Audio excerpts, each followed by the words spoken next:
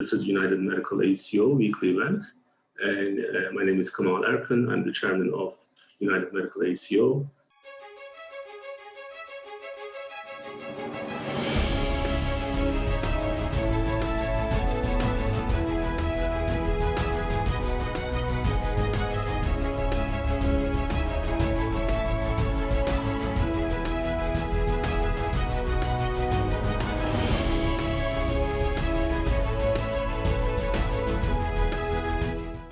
So we have our vaccine updates, but let's just actually bring up a couple of our intros and we'll start from there. So we are going to look at the COVID-19 numbers and updates, vaccine updates, and the triple aim, lower cost, better care, and then see how we are able to do. So usually you do the vaccine side, so we can start with you. Yeah, we can go through some of, as Kemal mentioned, just some of our routine updates right now, keeping track of the latest vaccination rate for the United States as well as locally here in the state of Delaware. In the last few weeks, we can take a look here at the rolling average for our doses per day. On average, we're actually starting to continue to see an uptick in the trend here. So something we have been keeping an eye on this, or the reason we've been keeping an eye on this is to still make sure we're taking aim towards that 75% of the population being covered, that herd immunity level that we're striving to reach here, as well as in Delaware, really in worldwide when it comes to battling the pandemic. So at this rate, this current uptrend in the vaccination rate, we're still looking at another 6 months to get there, so early 2022. So Delaware, we want to take a look at the actual percent of people that are covered versus the average rate of new cases, and that isn't per million. So we see on the bottom a slight trend upwards in the 7-day average of new cases, and that is kind of correlated here with our percent of people that are covered or populated in here in Delaware. So we're just under 60%, which is still a slight increase. We're increasing a little bit every single day. But that certainly has tapered off. So it will be interesting to see how that, if we start to see maybe an increase in that trend as we see cases start to rise again. So with the vaccine updates, so I think we are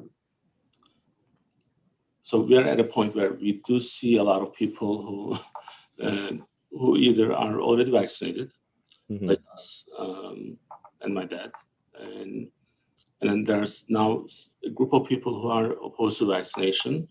Right. And now some people see this as propaganda, and they think that we are trying to get everyone vaccinated. So you and I, we don't get paid by the government, right? No, not one bit. No, actually, vaccine is given for free. We do charge for the admin fee for a couple. I think it's like $10 or $20. I don't know. And if they are not insured, then we are not charging. Right. So there's no cost.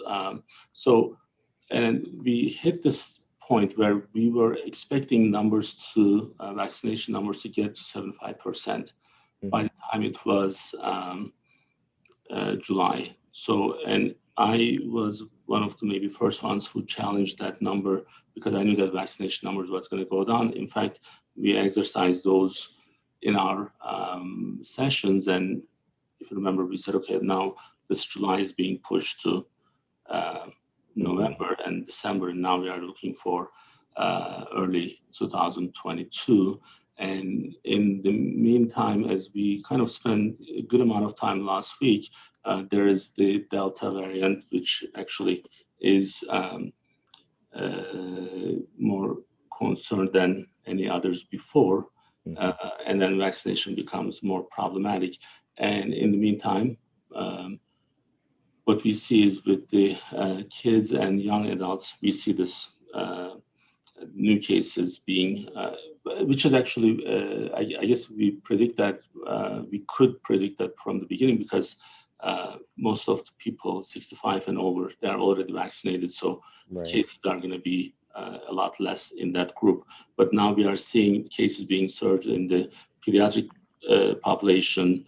And so what do we have here, Tanner, so that what can we say from here? Yeah, No, I think you hit that spot on, Kemal. I think what's really important, or what the note of concern here is that we're seeing large numbers or large pockets of new positive cases growing in the pediatric population for just that very reason. Due to the, as highlighted here, the hyper transmissibility of the Delta variant that we're seeing it spread much quicker in those populations that are left unvaccinated. And largely, as we know, these vaccines are currently approved for our 16 and older for the Pfizer, and then 18 and older for the Moderna, as well as with the Johnson & Johnson vaccine. So this is largely an unvaccinated and kind of a vulnerable population here. So that's why it's increasingly important for those who can get vaccinated to get vaccinated when they can, to help reduce the transmissibility of the Delta variant. The less people and the less hosts that the virus obviously can spread to, less chance of it then passing on to someone who could be vulnerable, or as we've talked about last week, gives us more of a chance to reduce the amount of variants that we do see come out of COVID-19, which is the point here that we just brought up too. So really the goal is to reduce transmissibility and reduce the amount of spread, reduce the amount of infections, therefore reducing the chance of the virus to mutate. Yeah, I think the other news from Florida is with the younger population again. Yeah. That's also kind of concerning, if you want to cover that as well.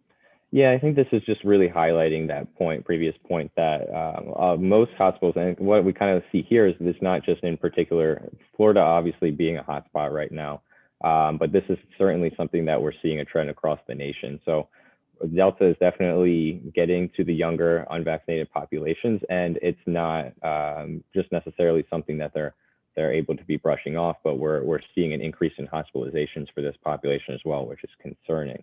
So just from some of the headlines that we're seeing right now from coast to coast are what we were pulling to kind of highlight this trend. So with the unvaccinated population and the youth population, and then some of these populations here that like 18 to 35 who are typically seeing some of the lower vaccination rates, they're definitely getting hit the hardest right now. Yeah, I think this becomes more problematic, especially now in August, because the schools are going to be opening in a couple of weeks.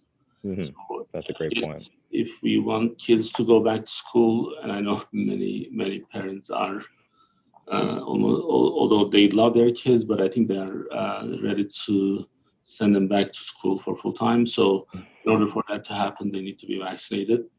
With the way that we have right now, that is not happening. In the meantime, we have a research study came out from American Academy of Pediatrics. So we do want to share that with you guys as well. And that is the new study. The data is available as of 7/29. So Tanner, what do we have? Yeah. Well, this was interesting. This was something we, as you all know at this point, we have regular meetings as well. This, of course, being a little more community-based for our patients and for our employees, for some of the updates that we are regularly discussing and talking about internally, as well as with our providers and our clinicians. So this is something that Anthony had brought up yesterday, and kind of just highlighting the trends we are seeing in the new cases, increased trends of cases in our pediatric and our younger populations.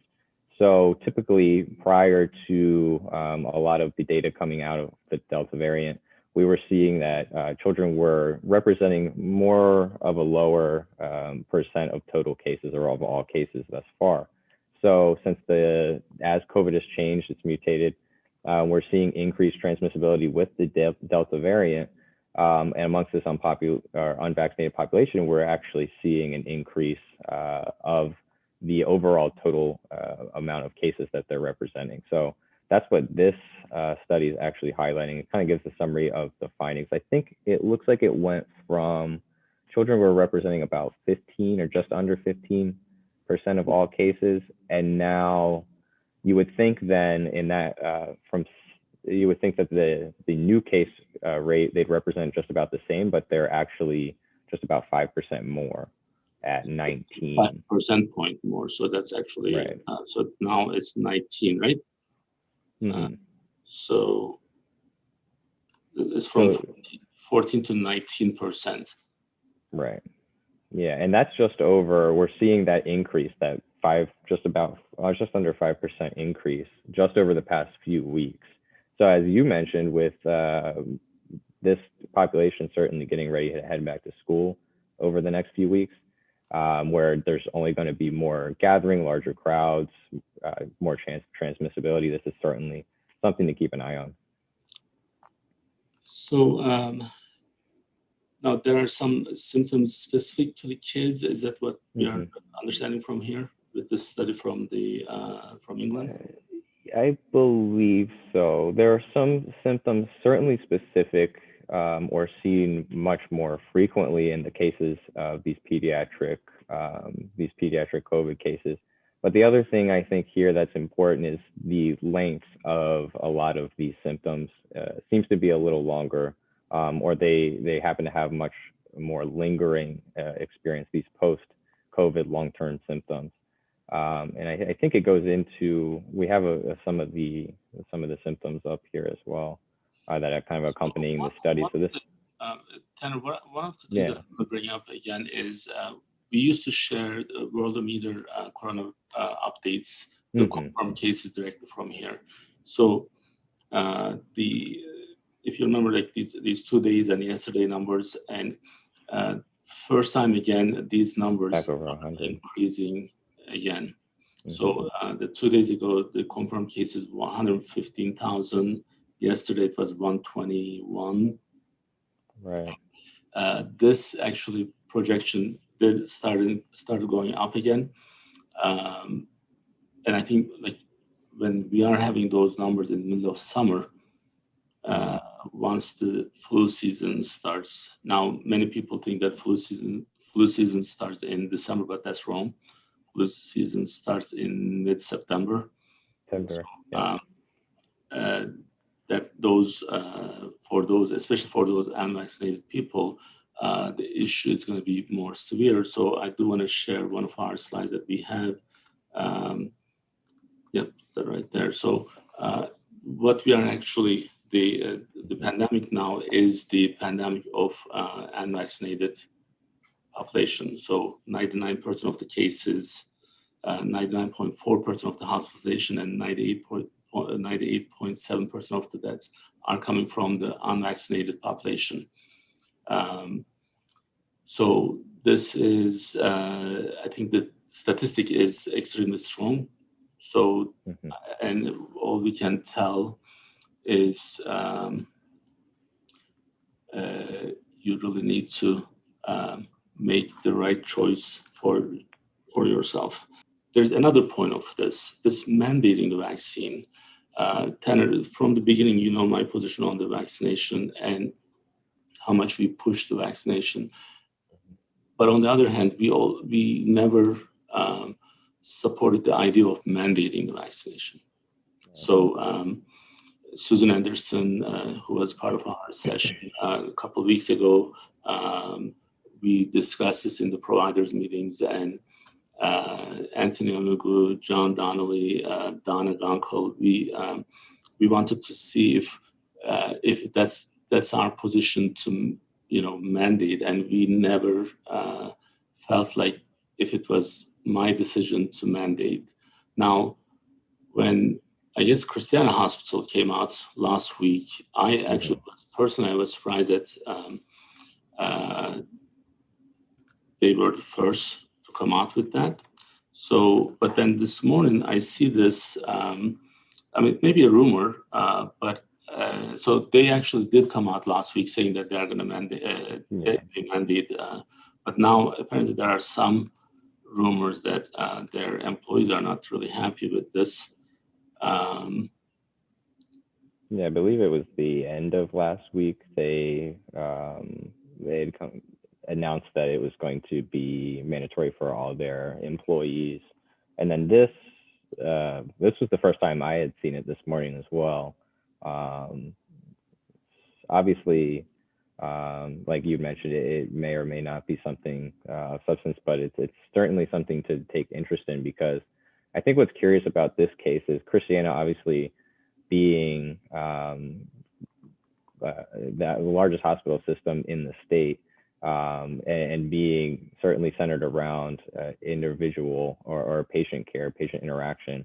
There are a vast majority, especially what it mentions here is their nurses who are going to be interacting with their patients. I think that's it starts to kind of raise the question on, and it's something that's already been debated, and of course is, as I get my light turned off, but it's something that we've already been debating, like if are these people or professions that are going to be in the clinical setting, like are they the ones that need to have a mandate if a mandate is going to be something that would be necessary? So other than clinical people, there are a lot of business people there, and right. Christiana being one of the biggest employers of the state, they were kind of early on that decision. So I don't like United Medical is not planning to do that, although we are a big advocate for the vaccination, and we supported the vaccine, and we are supporting the vaccine, and we are pushing the vaccine agenda. Yes, we are pushing it. If there's an agenda, we are pushing it. All those haters, they can take it that way. So because it's the right thing to do. Yeah, but, I agree. But it's in the like while we are saying that, we are also, I personally don't believe that I can put my signature on some mandate from the employer yet. I don't believe I have that right. So, but this doesn't mean that there are other precautions that you can take to protect what needs to be done, because there may be some reasons that people are not able to take the vaccine. So, certainly. But I think if there's good data, good statistics given, people will be following and understanding this. Yes, so, I think that's spot on, and that's what we're trying to accomplish here. Just making sure that that information, the statistics, and the data around that, and the facts are certainly shared. So we wanted to discuss a little bit about the value-based contracts. So this is important for our providers. It is important for our patients. It's important for our employees. Pretty much it's important for everyone who's part of United Medical ACO. But we want to give some feedback, some background on this issue. And I know, Tanner, we were discussing this last night, and you had some questions, and we can actually go through those. Now, this all started with the Medicare shared savings, which we call them Mssp. That was our main ACO, Medicare Mssp. So after that, United Medical actually had like 5 other ACO contracts with Highmark, with Medicaid under the 2 other managed care with Health Options and AmeriHealth, and then Humana, which is a Medicare Advantage group, and also United Health dual plan. So now I was explaining a couple of these, and some of our challenges and why we were not happy with some of the program languages, like how they're actually designed and who designed them, and how it's measuring the quality and the outcome, and if it's accurately measuring it. And because these are all public, so when I was explaining this to our team, I kind of felt like if I was complaining and just giving them excuses. So I just kind of wanted to bring up this issue and understanding what difficulties are that we are dealing with. So now, many of you heard the term triple aim. The triple aim is with the lowering costs, increasing the quality for better outcome, and increasing the access. So United Medical is doing all those. Plus, we also make sure that our providers are happy. So we have this quadruple aim, rather. But when you see this, you may say that, well, why is he actually sharing this slide? So it was 2017 when we got our first MSSP results. Although we were the least expensive ACO, Mssp ACO in the state of Delaware, we didn't have the positive return.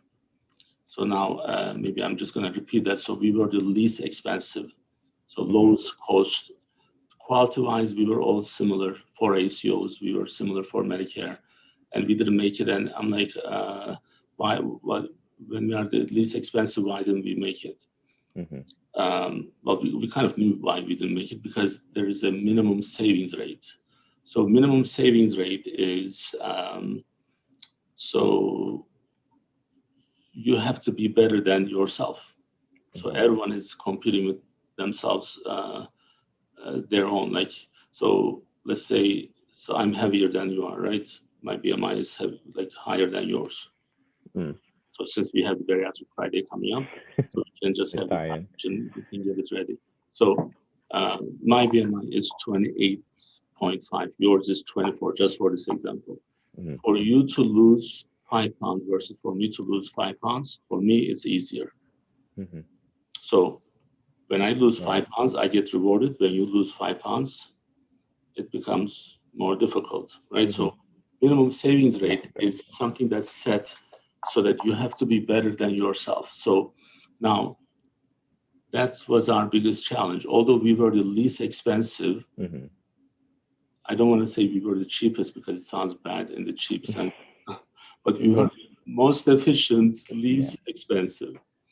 And then in order for us to make it, just for those who still have memories from school, so we were A students. So in order for us to make in the return, we had to be A+. But there were some losers, if you were like a C- student, you could just go to C+ and still make a big return. Now, for those who might have read my article from 2017 regarding the MSSP outcome for 2016, no ACOs left behind. So there were some F, there's no F-, I guess, Tanner, so, but it's just F. I hope there's no F-. I really wanted to highlight how it was the worst one of the rest. So there are some ACOs that were horrible with their costs, but then with this little bit of improvement, they could just go to C- and they could make millions, and they did. So we kind of learned this in a hard way that, okay, so being better than yourself with the benchmark, historical benchmark that you have. So it was a challenge.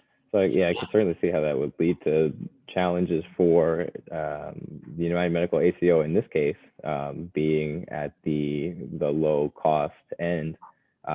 It certainly sets a challenge for the improvements year over year. So I guess then the question would be, what sort of behaviors or any kind of new behaviors, new workflows, what has the United Medical ACO been able to do to kind of help address some of these challenges? So, I mean, again, the main thing is what we have done in the last 5 years, how we were able to mature the ACO. One is like we have to deal with the reality. So there are certain things we cannot change. So I just sent you something from this morning for us to share, because when you don't see them, you don't really understand. For our people, this is a real patient's chart. And now there are some people who are watching these every day, so I mean every week, and I'm actually sharing this for them. But look at this one. This patient is in and out of the hospital, and then we see them every time they're out of the hospital. Hospital follow-up, hospital follow-up, hospital follow-up. This is a scheduled visit, hospital follow-up, hospital follow-up, so on, so on, so on. So I'm responsible for the cost of this patient. Now, this patient is in the hospital for so many times, so much cost, so much work that my PCP has to do, so much reach out, but the patient's in the ED all the time.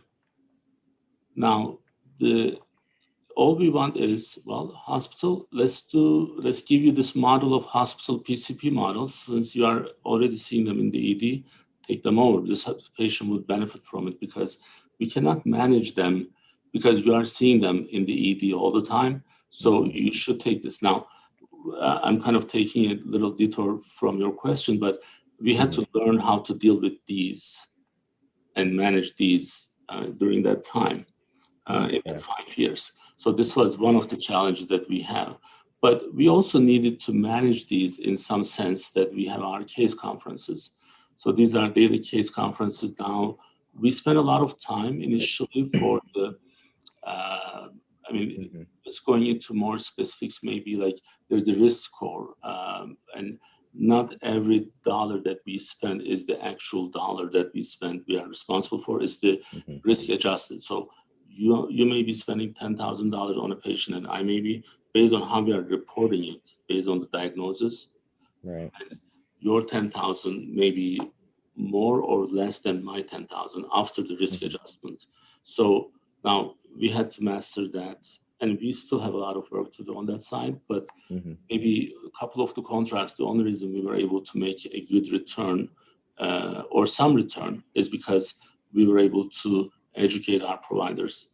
And from our central office with our nurses, we were able to catch some of those discrepancies ahead of time. But now we are actually taking the game to a next level because we want meaningful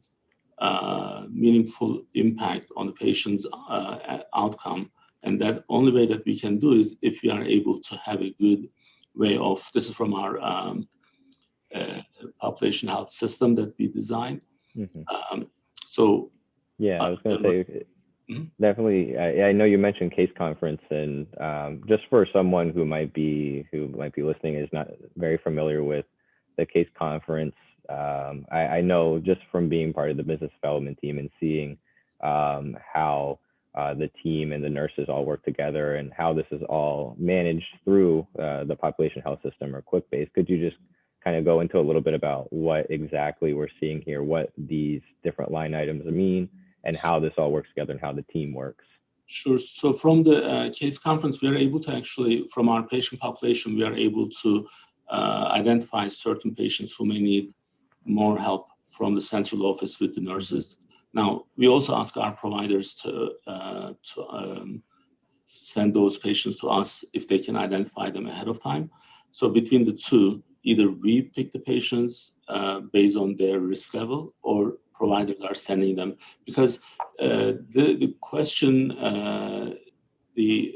what you're asking, the reason why we need a case conference is because the stuff that you do with the visits and with the risk stuff, they may not be so meaningful for the patient, because when you are trying to improve someone's care, it's not just what you are prescribing, what orders you are giving them, but understanding where they live, who's supporting them, what difficulties that they're having. Are they able to refill their medications? Are they able to follow up with their specialists? Do they have access?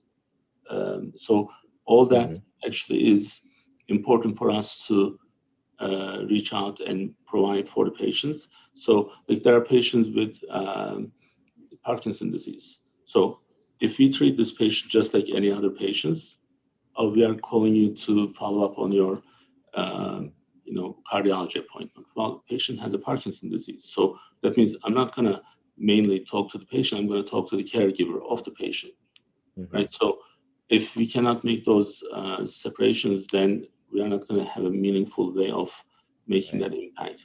So patient has Alzheimer's. So then what I'm providing is not going to be the same. Patient is about to go to hospice service. So then I have to take a different approach.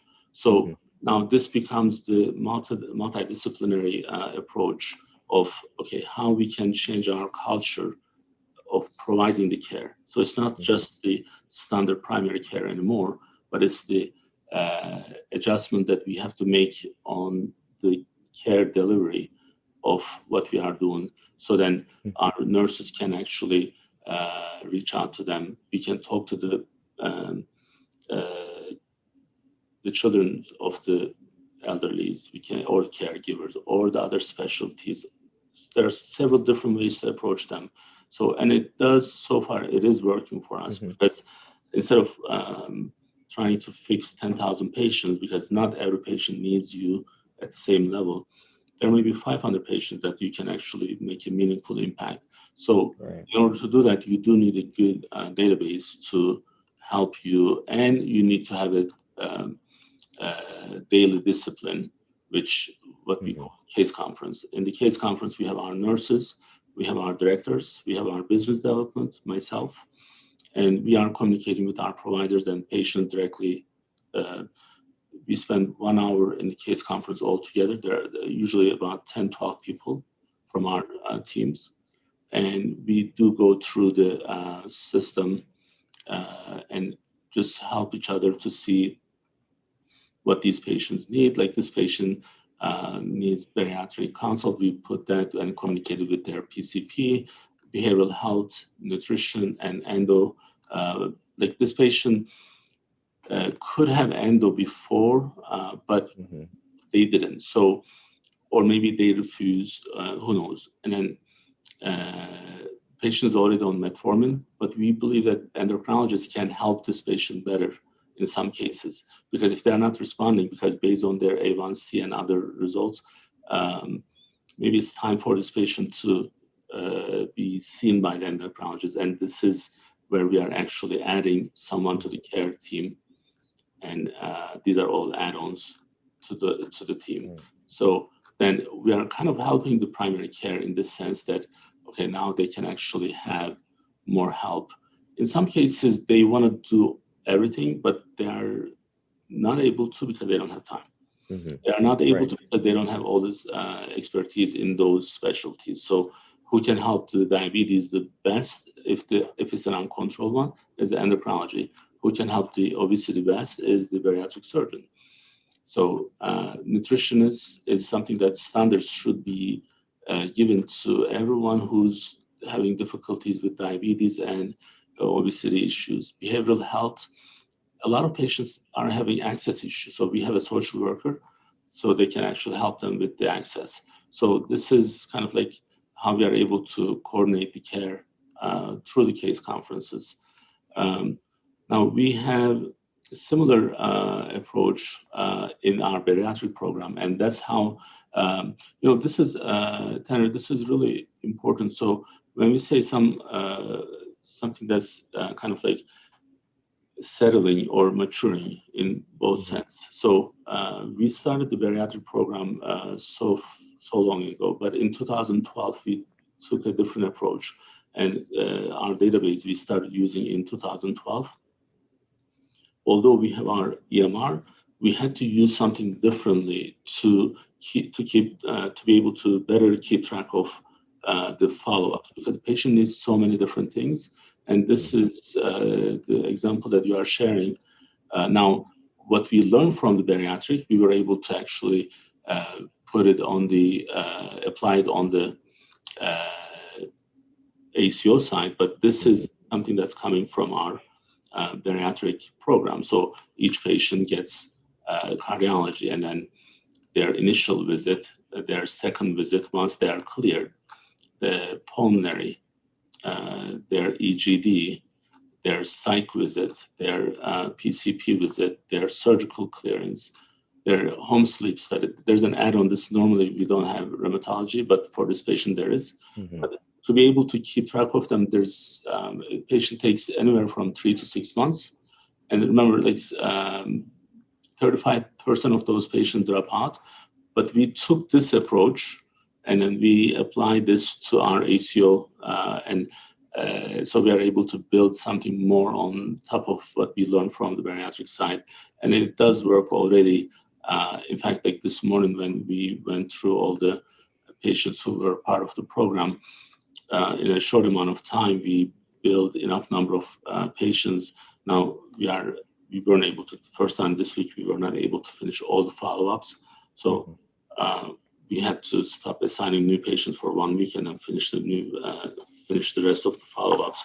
So the main focus is not just some number, the crunching and just punching the numbers and putting the numbers and increasing the risk. It has to be meaningful. So you have to be able to measure what changes are happening. So, and I think we are on the right direction from that point. So now the new Mssp scores are the results are going to come up in the next couple of weeks, and we are hoping that we'll be in a good place. We don't have the numbers yet, but everyone will be getting their numbers in the next couple of weeks, and we'll be able to share those with all of our people. Our goal is to support our providers mainly, as we are the advocate for our primary care, but our primary goal is to support our patients at the best level that we can. So that's kind of our goal for what we are doing. So we have the bariatric event coming up at 1:15 with Dr. Erkan. And that's what we have for today. So Tanner, did you have anything to add before we close? I think that is really important because it really highlights the multidisciplinary approach that you've mentioned. It was something we talk about in the bariatric events. I'm sure whoever's been listening to those as well has heard it numerous times with that process. And I think that the CASE conference really highlight that. It's really cool to see, just from my perspective, when these types of updates are given in our provider meetings and our special sessions. It's cool to see just how each of the different pieces work together, because it truly is a big team effort. And at the end of the day, it's not just showing numbers or like having the data when it comes to these patients, but it's real people and it's real stories. So the ACO is really working hard to really push for a best outcome for these individual patients' health. And it's truly taking a whole team, and it's really cool to see it all work together. So I thank you for going into that a little bit, and I hope people definitely got a little bit out of we'll exactly follow what up we're doing. some of those updates once we have the final results. And yeah, I think that would be good. And I think it's also good, every little bit more information that we can put out there. It's important for everyone to know. And thank you for putting everything together. And vaccination, we support, we push the vaccine out there. We don't believe that mandate is the right approach, but we do believe that vaccination is the right way to go. Please be responsible and get vaccinated. Thank you. We'll see you next week. Bye-bye.